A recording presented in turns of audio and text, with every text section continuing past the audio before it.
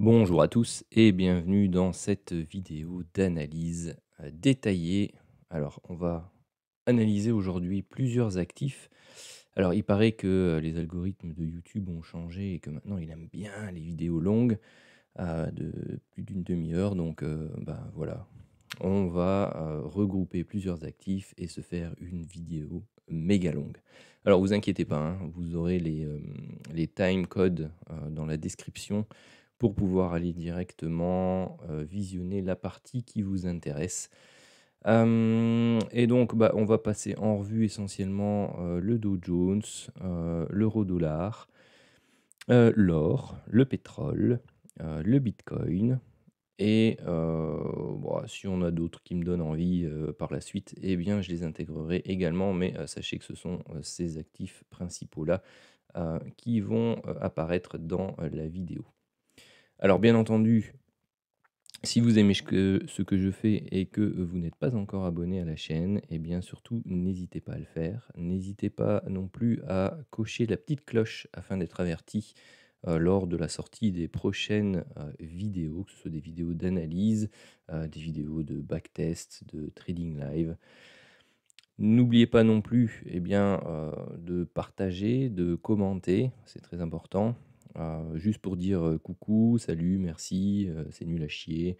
Bref, lâchez-vous, posez-moi vos questions, laissez-moi les actifs que vous voudriez que j'analyse aussi dans les prochaines vidéos qui vous intéressent. Ça peut être de tout, hein, ça peut être des actions, des cryptos, des indices que je n'ai pas l'habitude de traiter, des paires de devises, des commodités, bref, des ETF. Mais si vous me donnez des ETF, donnez-moi la référence que je puisse aller directement les choper et du coup les analyser. Allez, on va commencer tout doucement avec le Dow Jones et on va bien entendu repartir un peu sur des unités de temps un peu plus longues. Parce que, vous n'êtes pas sans savoir effectivement qu'il y a pas mal, de choses qui se passent en ce moment et des choses, je dirais très, intéressantes. Pas évidentes, à trader, mais, des choses intéressantes parce que, on sent que la saison des soldes, s'approche de manière assez forte. Alors, nous voici sur un graphique hebdomadaire, CFD, du, Dow Jones.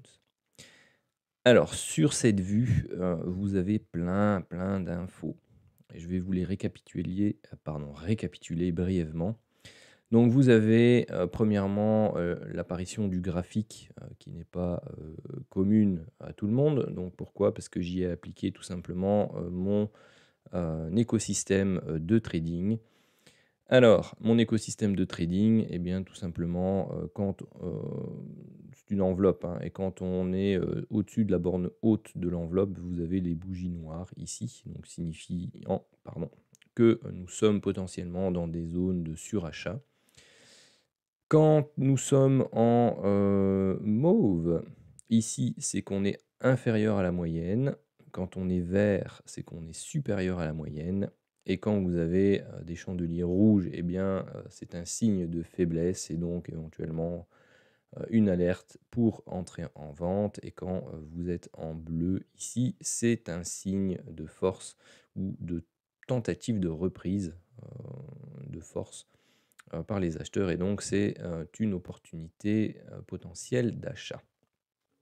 Ça, c'est pour la couleur des chandeliers japonais. J'ai ajouté ici cette petite enveloppe grisée qui n'a pas de secret, hein, puisque je vous l'ai présenté dans les vidéos précédentes. C'est tout simplement une moyenne mobile de Hull, dans ce cas-ci 200 périodes, avec une borne haute et une borne basse pour bien tout simplement dessiner une zone. Et vous voyez que cette zone sert régulièrement d'appui, soit de résistance, soit de support, et donc permet également de définir des opportunités de trading en fonction de la tendance que l'on suit. D'accord? Vous avez ici en haut toujours mon oscillateur personnel qui me permet de travailler les setups de divergence. Voilà pour le graphique.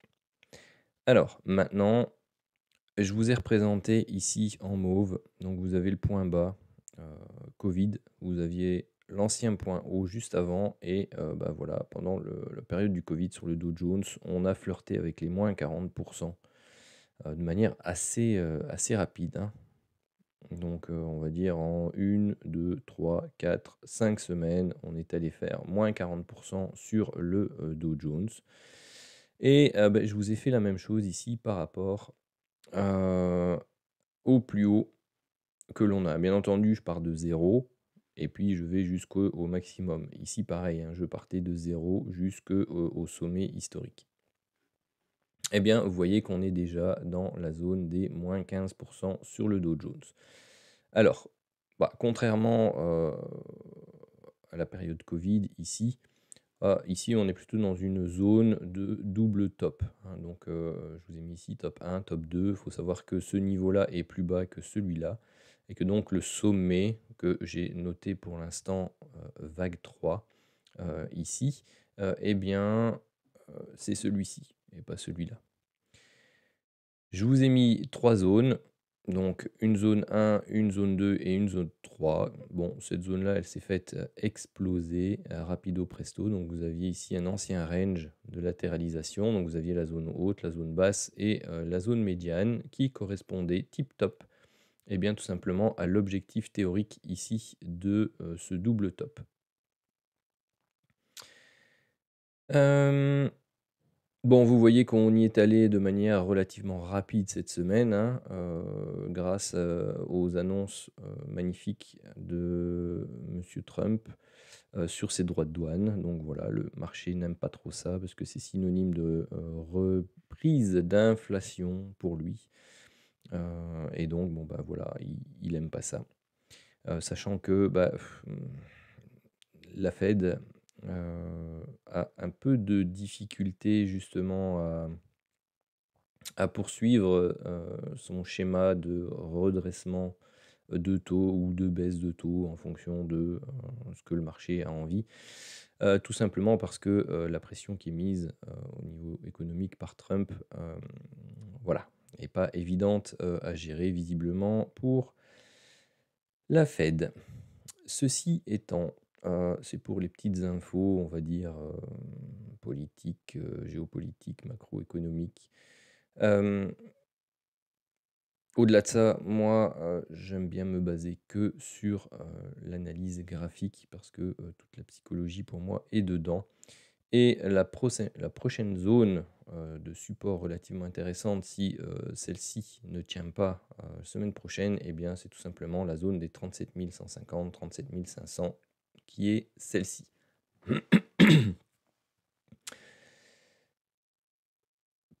Par rapport bon, bah, ça je vais déjà bon, on en a parlé.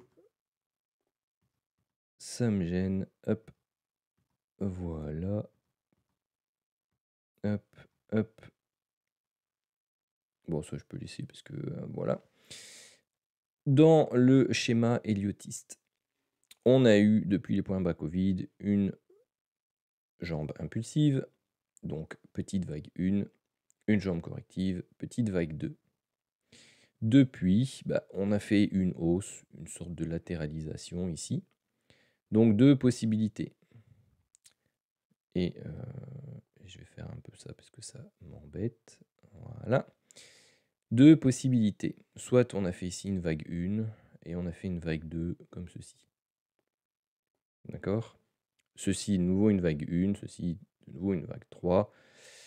Une vague 2 pardon. Vous pouvez avoir une vague 3 ici, une vague 4 quelque part par là, une vague 5 et puis vous avez la vague 3 mauve qui est ici.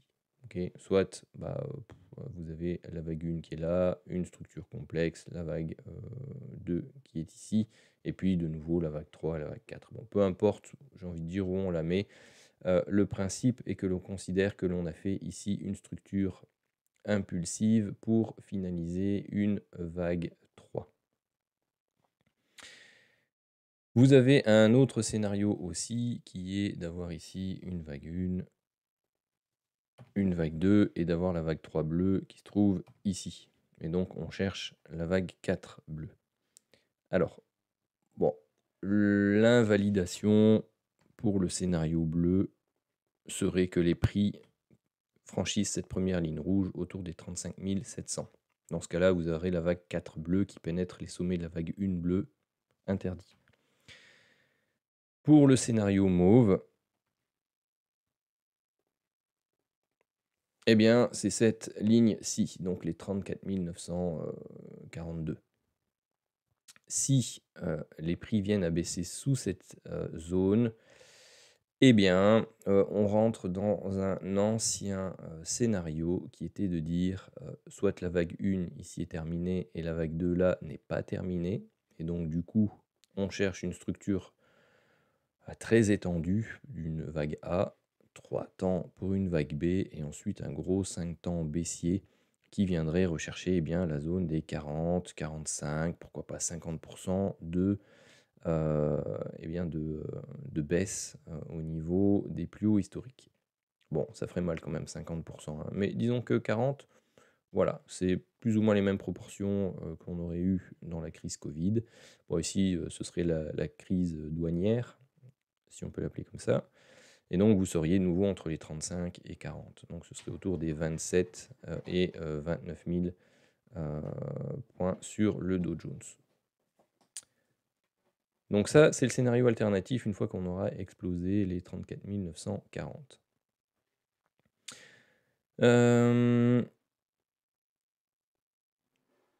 Oui, donc ici, par rapport à ce niveau-là, ou je peux le descendre par rapport à ce niveau-là, vous voyez plus ou moins pareil. Vous voyez qu'on est ici dans la zone des retracements des 50 et 61,8% de toute cette hausse ici.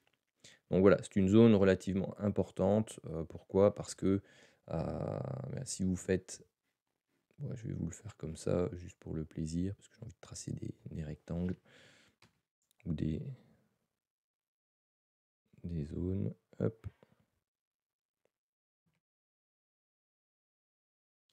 Donc, il y a encore ces 150%, c'est peut-être même pas les 161,8 d'extension. Attends, je me suis trompé en plus. Bon, je vais la faire normalement. Allez hop. Hop, qu'on la mette là ou pas. Donc 161,8, oui c'est ça. Donc on a déjà explosé. Il n'y avait plus.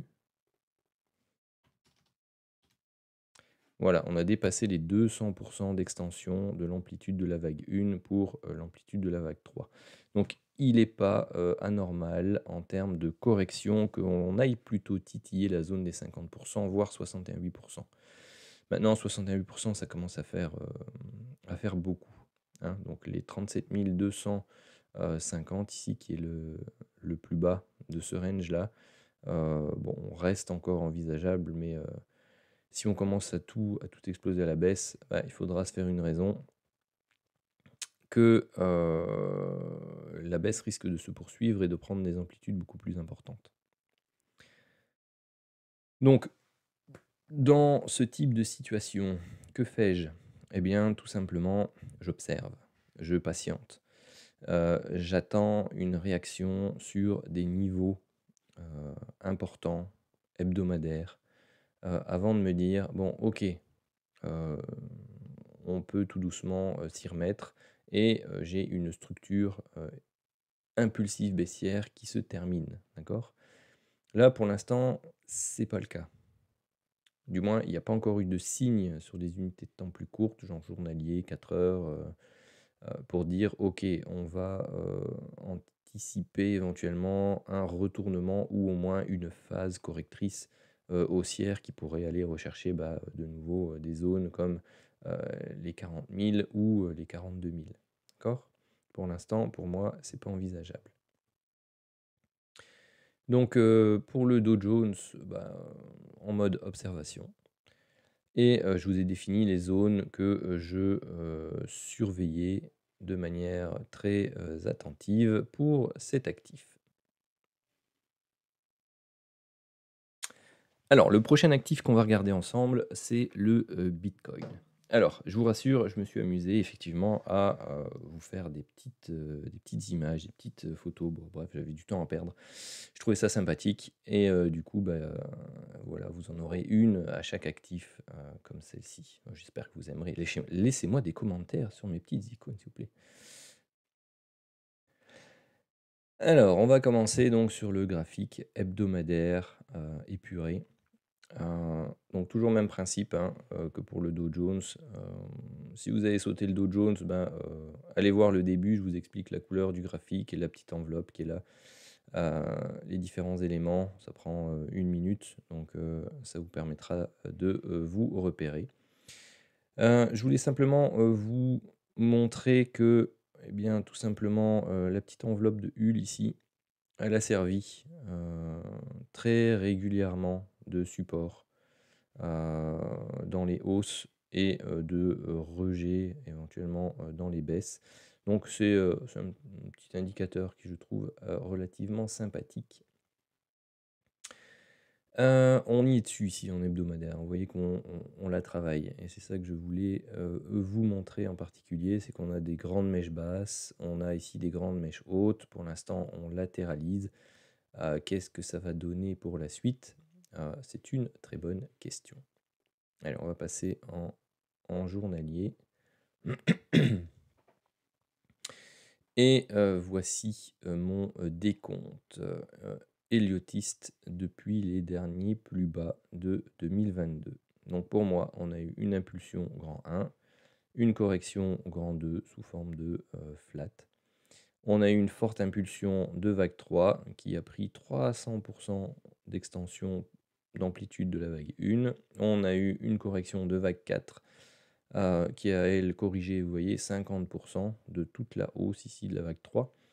Et ensuite, bah, on se retrouve ici dans ce schéma impulsif qui, pour moi, eh bien, n'est pas terminé. C'est-à-dire que, pour moi, dans le décompte que j'ai actuellement, eh bien, vous voyez que l'impulsion rouge est terminée, ce qui a donné la fin de la vague 3 verte. L'impulsion verte s'est terminée ici sur les précédents plus hauts, donc autour des 110. Et ensuite, bah là, on est en train de corriger. Alors, on corrige relativement fortement, ce qui n'est pas illogique, parce que si vous prenez de nouveau l'amplitude ici de la vague 1 et que vous regardez un peu où on en est au niveau de la fameuse vague 3 là-bas, on ne doit pas être loin des 400%.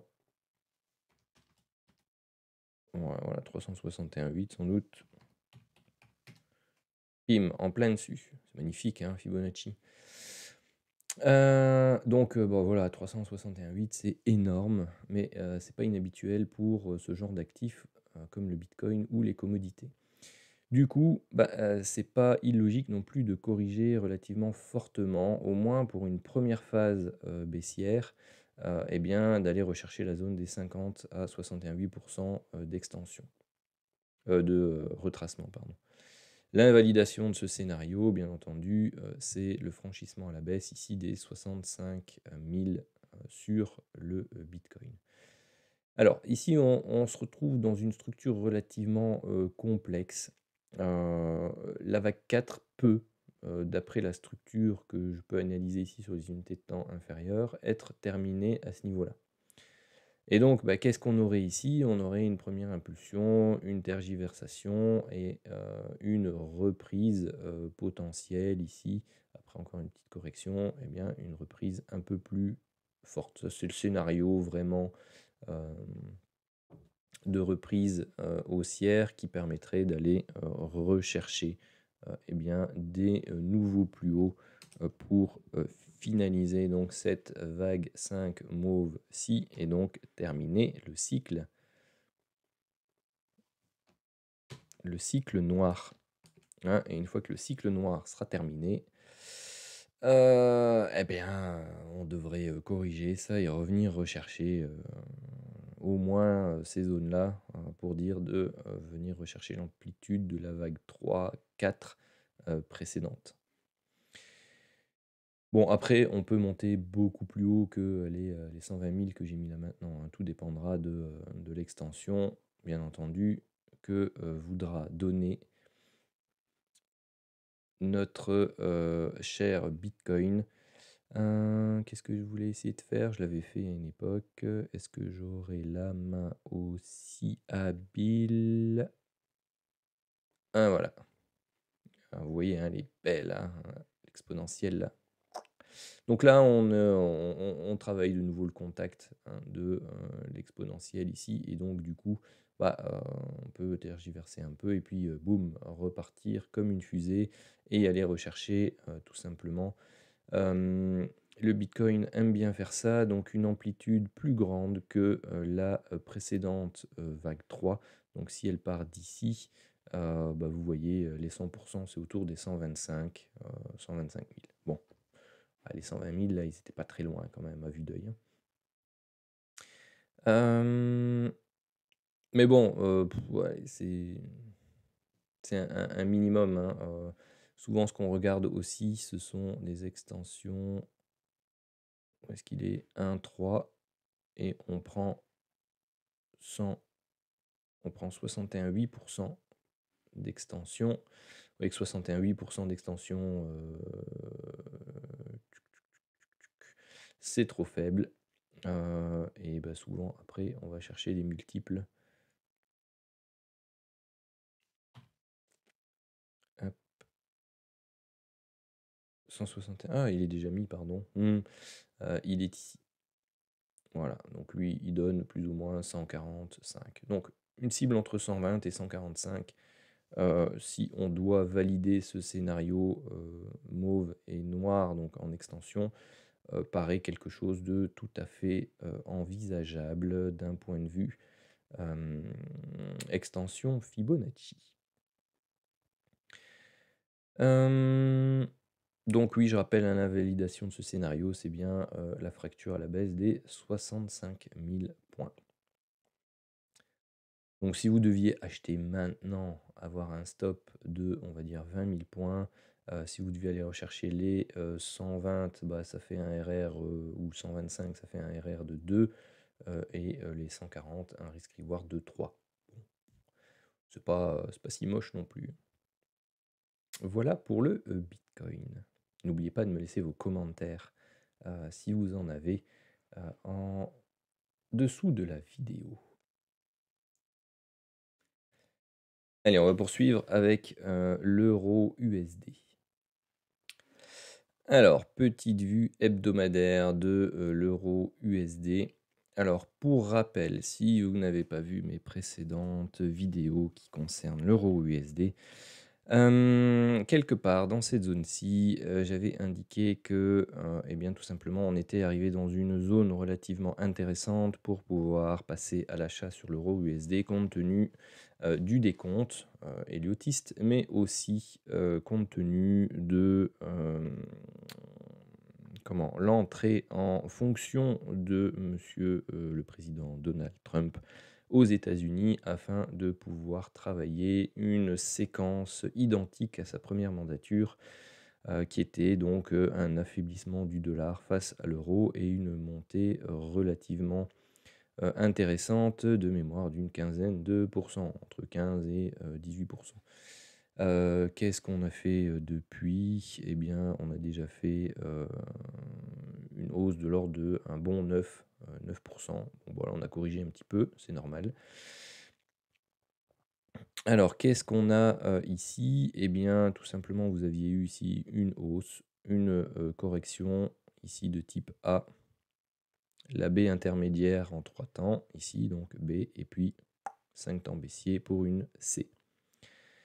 Donc tout ça, je vais enlever parce que ça me dérange, tout simplement. Hop. Vous avez ici la zone de retracement. On a très bien retracé dans la zone des 50 à 61,8%. Ok, ça c'est check. Ça, on n'en veut plus. Vous voyez qu'ici, on a la borne haute du canal, en fait, correctif. Ouais, je vais vous le mettre quand même ici pour que vous ayez une référence.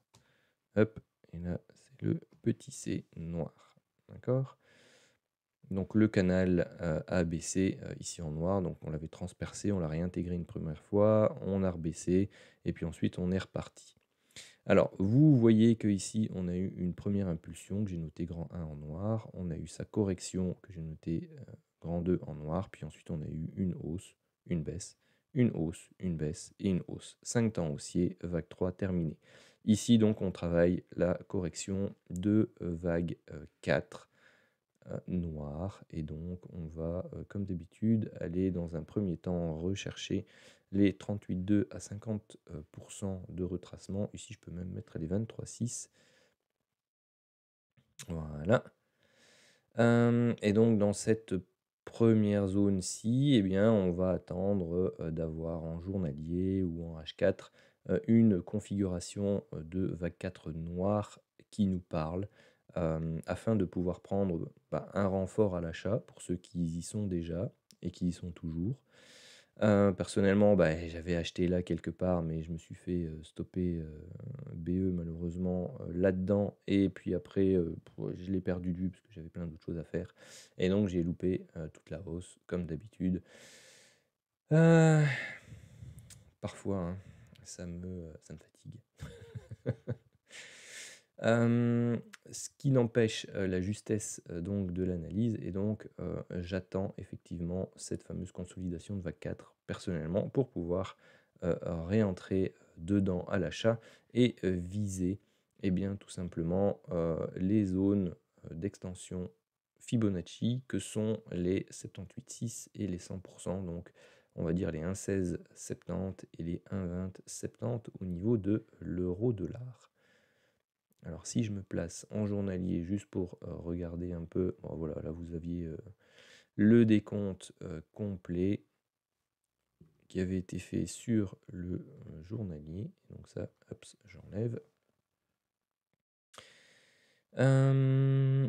Donc qu'est-ce qu'on a eu pour l'instant sur le journalier? Bon, et encore, est-ce que la 3 est vraiment terminée? Vu comme ça, j'ai un doute. Allons voir sur les unités de temps un peu plus courtes. Pourquoi? Parce que là, on voit qu'on a eu une hausse, une correction, une forte hausse, puis là, on fait peut-être une sous-vague 4. Donc il y a peut-être encore une petite hausse à aller chercher, avec une reprise ici. Bon, on peut tripatouiller un peu, hein, avant de remonter ici au-dessus, s'extraire un peu de la partie haute du canal, et ensuite rechercher une baisse pour la structure de vague 4 noire, comme ceci. Donc voilà. Donc pour l'euro-dollar, voilà, il y a peut-être encore une petite hausse à faire de... ouais, si on franchit pas la zone des 1,0850, on peut éventuellement peut-être encore aller rechercher du 2,5 à 3% de hausse ici, avant d'avoir une inquiétude éventuellement pour les achats, pour une correction qui pourrait aller rechercher, eh bien, la zone de la vague 3-4 précédente, n'est-ce pas? Ici, donc, cette zone-ci serait une zone relativement intéressante, donc les 1,0730 et les 1,0950 serait une zone relativement intéressante pour cette fameuse vague 4 correctrice noire qui doit montrer le bout de son nez. Une autre possibilité, c'est que la 3 a été faite ici, mais ouais, c'est moins sympathique, et que du coup, là, on est quelque chose de trop... Non, on va oublier là, celle-là. Elle me plaît, mais alors pas du tout. Donc voilà, moi j'attendrai la 3 ici, et une phase correctrice ici un peu plus longue peut-être, et un peu plus profonde que ce que l'on a là pour l'instant, pour ensuite aller rechercher les 1,12, venir corriger les 1,08, 1,09. Bon, ça me semble relativement correct. Donc voilà pour l'euro-dollar. Allez, c'est parti pour l'analyse des lingots d'or. Alors pour l'or, ici on va commencer par un graphique mensuel afin de, ben, tout simplement revoir un peu la structure impulsive dans laquelle l'or s'est engouffré. Alors, de nouveau, hein, bon je le répète, mais, si, vous n'avez pas l'habitude de la couleur de mes graphiques et les explications par rapport aux indicateurs comme l'enveloppe de Hull, allez voir, les 5 premiers, enfin non, les 3 premières minutes, au niveau du, Dow Jones en début de vidéo. J'explique tout ça. Alors vous voyez ici que, l'enveloppe de Hull a servi de support ici. Bon, je ne l'ai pas agrandi parce qu'il faut l'adapter un peu au niveau des écarts en fonction de l'unité de temps sur laquelle on se trouve et de l'actif. Mais vous voyez bien qu'ici, normalement c'est trop fin, donc je préfère des bandes un peu plus larges. Donc on l'a travaillé. Bon allez, je sens que vous avez envie. Hem, voilà,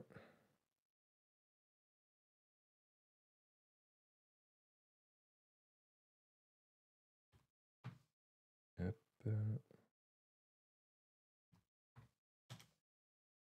voilà, ça me paraît bien. Voilà, cette épaisseur-là me paraît, plus intéressante. Bah, on peut aussi régler, comment? La période, hein, voilà, là c'était une, 200 périodes. Si vous prenez, voilà 150, bon voilà, après c'est comme, vous voulez, 100-150, 200. Moi, j'aime bien travailler entre 150 et 200. Je vais pas vous mettre 175, n'est-ce pas? Hem, mais donc voilà, c'est pour une analyse long terme. Donc, ici vous voyez qu'on a travaillé l'enveloppe, là on l'a cassée. On n'est pas venu reprendre un appui baissier dessus, on l'a refranchi à la hausse. Là, par contre, on est revenu prendre un appui haussier dessus, on est revenu prendre un autre appui haussier dessus, et puis après, boum, on est parti complètement à la hausse. Alors, je rappelle ici deux possibilités de cycles différents. La première possibilité, c'est le cycle noir. C'est-à-dire que bah, par rapport aux anciens plus hauts historiques ici, on a fait une structure baissière qui s'est terminée là. Et puis là, on reprend vague 1 noire, vague 2 noire, vague 3 noire, vague 4 noire. Et là, on travaille une vague 5 noire de type exponentiel et donc vague impulsive, un peu comme sur le Bitcoin. Soit c'est le cycle rouge, et c'est-à-dire qu'ici, bah, on a fait une structure de type, latéralisation sous forme de triangle, hein, que je vous ai mis en rouge, ce qui signifie que ceci est une vague 3, ceci est une vague 4 de cycle de très long terme.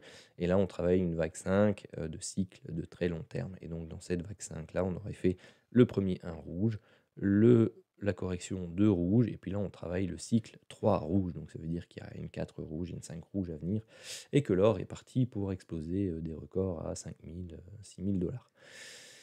On n'en est pas là, mais par rapport à ce point-ci, ce point bas, qu'est-ce qu'on a eu pour l'instant? Eh bien, on a eu tout simplement un cycle impulsif, noté grand 1 en noir, sa correction, grand 2 en noir. Et puis, bah, on a eu des sous-cycles, hein, mais je vous ai laissé le sous-cycle principal d'extension de vague 3 noir.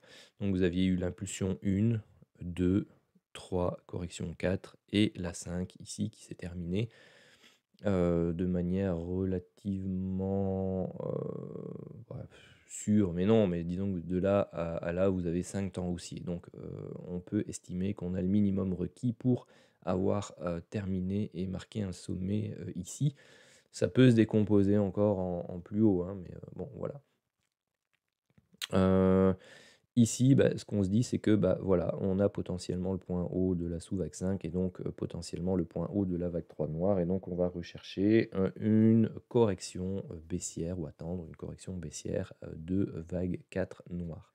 À nouveau, je vous ai mis les retracements Fibonacci ici, 23,6, 38,2 et 50%. Vous voyez bien qu'on est très étendu par rapport à la structure. Non, c'est celui-là. Hop, on va faire ça comme ça. La structure 1, donc là on est à 200, 300. Voilà, on était à 261,8, 300 ici, vous voyez, dans la zone des 261,8, 300.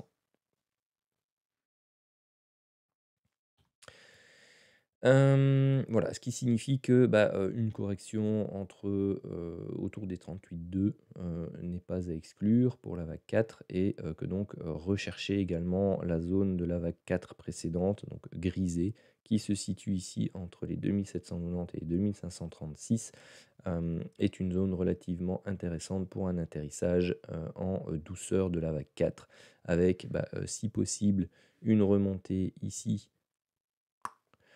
de notre, enveloppe de Hull, ce qui permettrait d'avoir, bah, tout simplement une structure, peu importe la forme qu'elle prend, mais voilà, revenir ici avant de reprendre un peu, hem, de la, hauteur pour aller revisiter des nouveaux, sommets historiques.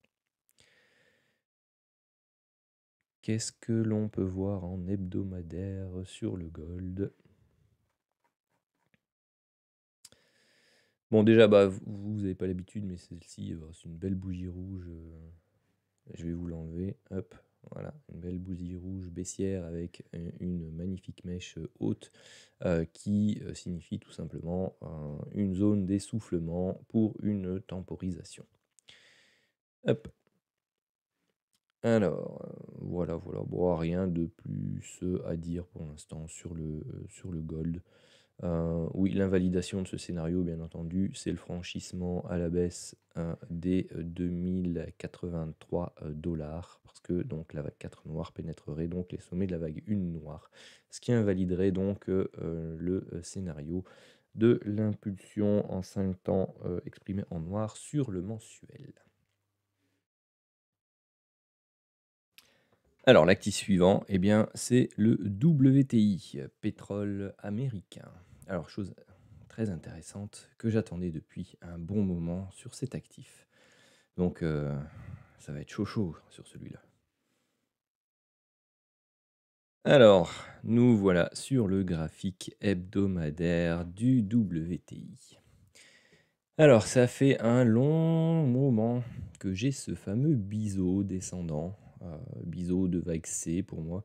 Donc on a fait une impulsion, haussière ici en 5 temps et puis là on corrige très, très, très, très lentement parce que ça date de mars 2022 et nous sommes en mars 2025. Ça fait donc 3 ans de, latéralisation entre, bah, ces plus hauts historiques là autour des, 129, enfin 128-30 dollars et bien cette zone basse ici, autour des, 61,50.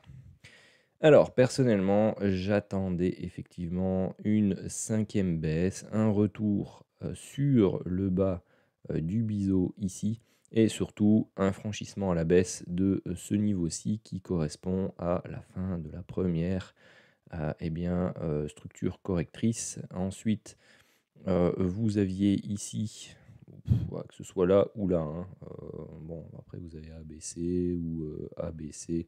Bon, peu importe, on est venu, rechercher un plus bas par rapport à la dernière mèche, ici et donc pour l'instant, on a 5 temps baissiers, donc 1, 2, 3, 4 et 5.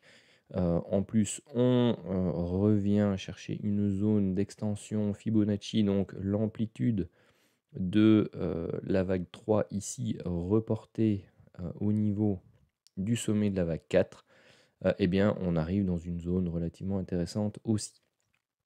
Alors, le niveau d'invalidation de ce biseau, descendant, c'est le franchissement ici de la barre des 100. Pourquoi? Parce que la vague 5 ne peut pas être plus grande que la vague 3 qui est ici. D'accord? Donc la vague 1 est plus grande que la vague 3, qui est là et donc la vague 5 doit être forcément plus petite si on veut que, ça respecte les règles de construction, du, biseau descendant. Donc dans cette zone, donc on a un stop loss en dessous des, 56,80, donc on va dire en dessous des 56,50. Nous sommes, à 62,17, donc grosso modo 6 dollars. Bon, bah, désolé, hein, mais bon, voilà, dans ce scénario, eh bien, on est ici soit en vague 1 ou A, ou soit en vague 2 ou B. Et donc, bah, malheureusement, l'objectif, c'est de repartir à la hausse à partir d'ici pour aller rechercher des extensions relativement sympathiques. On va dire qu'on se trouve à grosso modo, allez, qu'on a fait le point bas ici. Les 78,6 d'extension se trouvent autour des 152 $, les 100% autour des 180 $. Donc, ben, moi j'ai pour scénario, bon après vous voyez, hein, ça peut prendre du temps, hein, mais j'ai pour scénario une reprise. Bon après on peut faire une vague 1, on peut latéraliser, hop, faire une vague 2, puis boum, repartir, vague 3, on corrige, vague 4, hop, vague 5, hein. Donc c'est plutôt quelque chose dans ce style-là que j'attends dans les 5 prochaines années sur le WTI, enfin, sur le pétrole ou sur l'énergie de manière générale. C'est malheureusement une reprise haussière, sauf si on trouve des énergies alternatives. Et quand je dis alternatives, je ne parle pas de l'éolien ou du solaire, mais donc des nouvelles sources d'énergie qui coûtent moins cher, tout simplement. Donc voilà, toutes ces technologies-là est à surveiller parce que sinon, bah, si on continue sur les énergies fossiles, eh bien, on doit, en toute logique, à un moment donné, après une consolidation, bah, repartir à la hausse. Donc même si c'est pas pour aller rechercher les 180 $, c'est au moins pour aller rechercher cette zone ici autour des 128, 121, 128. Ici, hein, donc la zone des précédents plus hauts. Ensuite, en journalier.